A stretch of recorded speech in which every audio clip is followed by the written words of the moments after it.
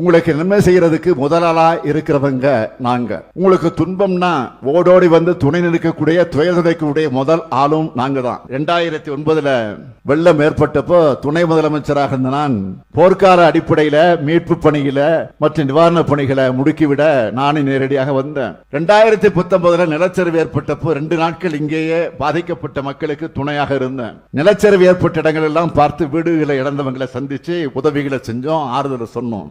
அன்றைய ஆட்சியாளர்கள் தூக்கத்தில் இருந்த ஆட்சியாளர்களை எழுப்பி நீலகிரிக்கு வர வச்சதும் திமுக தான்.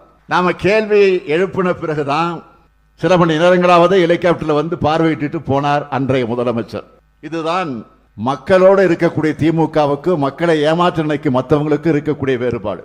அதனாலதான் உங்களுடைய ஆதரவோட வளர்ச்சியை நோக்கி திராவிட மாடல் ஆட்சியை நாம இன்றைக்கு கம்பீரமாக நடத்திக்கிட்டு இருக்கோம். உயர்கல்வி சேர்க்கை விகிதத்தில் முதலிடம். இந்தியாவிலேயே வறுமை நிலை குறைவான பட்டினிச்சாவே இல்லாத மாநிலம்னு சாதிச்சிருக்கிறோம். நேற்று காலையில இந்து நாளிதழில் ஒரு செய்தி வந்திருக்கு. அதாவது ஒன்றிய அரசு வெளியிட்ட தகவல 9.69 விழுக்காடு வளர்ச்சியோட இந்தியாவில் அதிக வளர்ச்சி கண்ட மாநிலம் தமிழ்நாடு தான் சொல்லியிருக்காங்க. இந்தியாவிலேயே முதலிடம் மட்டுமல்ல, கடந்த 10 ஆண்டுகள்ல தமிழ்நாட்டோட பெஸ்ட் இதுதான். அதுவும் எல்லா மாநிலங்களையும் வளர்ச்சியை குறைஞ்சிட்டு வரக்கூடிய இந்த சூழல்ல தமிழ்நாடு மட்டும் டாப் கியர்ல போகுது அப்படின்னு அந்த செய்தியில சுட்டி காட்டி இருக்கிறாங்க.